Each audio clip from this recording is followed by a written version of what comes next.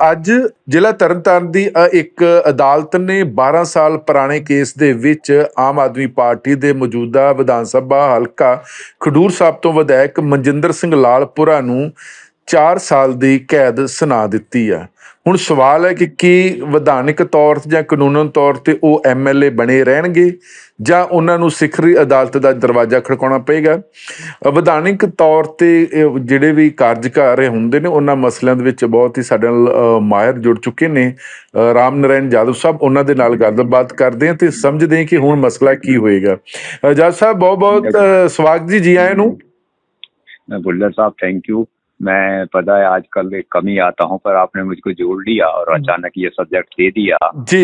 तो मेरा तो ये है कि इसमें जो रिप्रेजेंटेशन ऑफ पीपल्स 1951 के जी सेक्शन, शायद अचानक फोन आ गया, अगर सेक्शन 8 है उसमें सजा का प्रावधान है कि जी। अगर 2 साल से ज्यादा सजा हो जाती है किसी माननीय सदस्य को जी और उनको अपर कोर्ट से जी हायर कोर्ट से स्टे नहीं मिलता है जी तो वो डिस्क्वालीफाई अपनी सदस्यता से कर दिए जाते हैं स्पीकर साहब के द्वारा। अब ये स्पीकर साहब के ऊपर डिपेंड करता है कि वो जो उनको अपील करने का टाइम है उतना वेट करें या वो ऑर्डर मिलते ही माननीय कोर्ट के उनको सदस्यता उनकी खत्म कर सकते हैं। जी तो ये स्पीकर साहब के ऊपर है कि जैसे उनको ऑर्डर मिलेंगे वो उसको एग्जामिन करेंगे और उसके हिसाब से अगर सजा 2 साल से ज्यादा हुई है तो उनकी मेंबरशिप जा सकती है, अगर स्टे नहीं हुआ तो।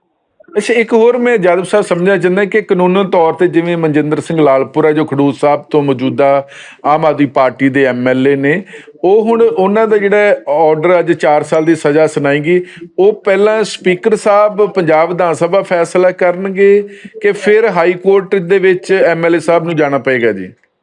नहीं, वो दोनों चीज साथ साथ चलेंगी।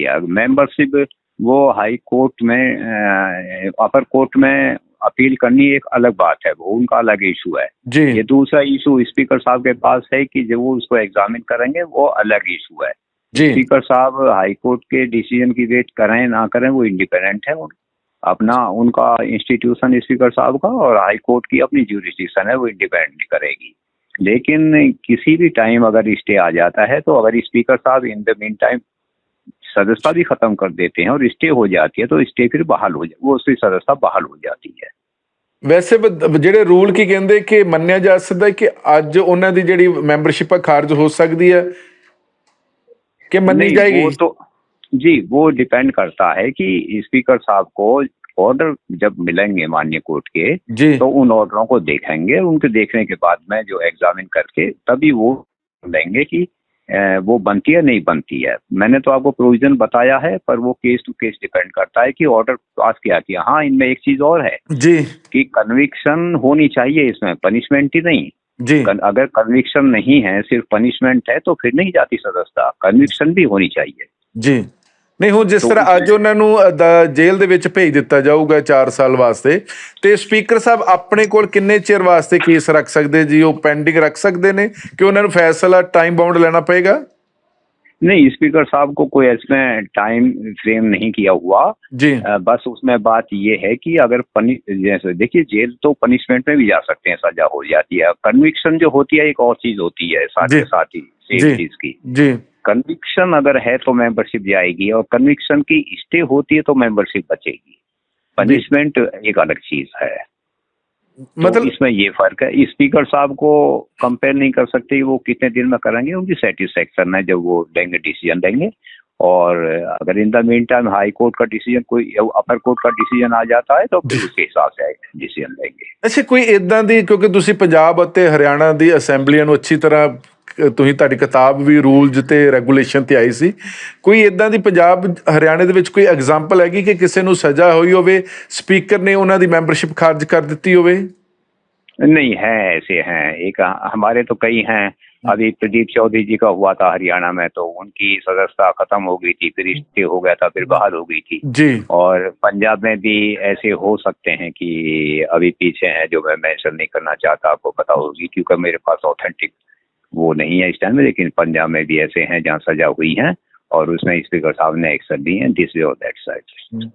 ਵੈਸੇ ਕਾਨੂੰਨਨ ਤੌਰ ਤੇ ਜੇ ਅਸੀਂ ਕਾਨੂੰਨ ਨੂੰ ਸਮਝਣਾ ਹੋਵੇ ਜਿਹਦੇ 'ਚ ਨਿਰਪੱਖਤਾ ਦਿਖਾਈ ਦਿੰਦੀ ਹੋਵੇ, ਉਹ ਕੀ ਡਿਫਾਈਨ ਕਰਦਾ ਜੀ ਲਾਅ ਵਿਧਾਨ ਸਭਾ ਦਾ, ਜਾਂ ਵੈਸੇ ਜੇ ਸਜ਼ਾ ਮਿਲੀ ਹੋਵੇ ਤੇ जी? देखो, इसमें तो बिल्कुल 2 और 2 4 वाली बात है, इसमें कोई ऑप्शन तो है नहीं।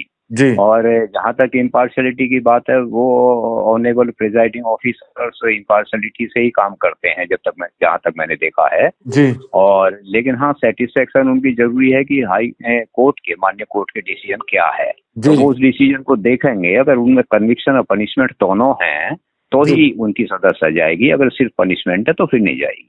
ਅੱਛਾ, ਕਿਸੇ ਵੇਲੇ ਜਾਦਵ ਸਾਹਿਬ ਇਹ ਵੀ ਹੋ ਜਾਂਦਾ ਨਾ ਕਿ ਜਿਹਦੀ ਸਰਕਾਰ ਹੋਵੇ ਉਹ ਫਿਰ ਥੋੜਾ ਜਿਹਾ ਬੰਦੇ ਨੂੰ ਮਿਲ ਜਾਂਦੀ ਹੈ, ਲਿਬਰਟੀ ਮਿਲ ਜਾਂਦੀ ਹੈਗੀ। ਅਜਿਹੇ ਕੇਸ ਵੀ ਇੰਡੀਆ ਦੇ ਵਿੱਚ ਆਉਂਦੇ ਨੇ ਸਾਹਮਣੇ ਕਿ ਜੇ ਆਪੋਜੀਸ਼ਨ ਦਾ ਪਾਰਟੀ ਦਾ ਐਮਐਲ ਹੁੰਦਾ ਤੇ ਸ਼ਾਇਦ ਨਾਲ ਦੀ ਨਾਲ ਉਹਦੀ ਮੈਂਬਰਸ਼ਿਪ ਖਾਰਜ ਹੋ ਜਾਂਦੀ ਹੈ। नहीं नहीं, देखिए, इसमें फ्लेक्सिबिलिटी की तो कोई ऐसी बात नहीं है, ना इसमें डिस्कशन की कोई बात है। जी लॉ की बात है, मैं इसमें कमेंट्स नहीं कर सकता ज्यादा ओपनली। पर देखिए, सेटिस्फेक्शन तो करनी ही पड़ेगी ऑनरेबल स्पीकर को या ऑनरेबल कोर्ट को, जी कि तभी वो ऑनरेबल कोर्ट जो है वो डिसीजन लेती है पूरी सेटिस्फेक्शन के बाद। और ऐसे ही ऑनरेबल स्पीकर भी एक प्रेजाइडिंग ऑफिसर हैं, वो भी डिसीजन उसी के बेस पे देते हैं। अब कोई भी इसको कैसे भी इंटरप्रेट कर सकता है कि रूलिंग पार्टी या अपोजिशन पार्टी, मैं इस पर कमेंट नहीं कर सकता। चलो जज साहब, बहुत बहुत शुक्रिया, धन्यवाद ਤੁਹਾਡਾ जी। Thank you.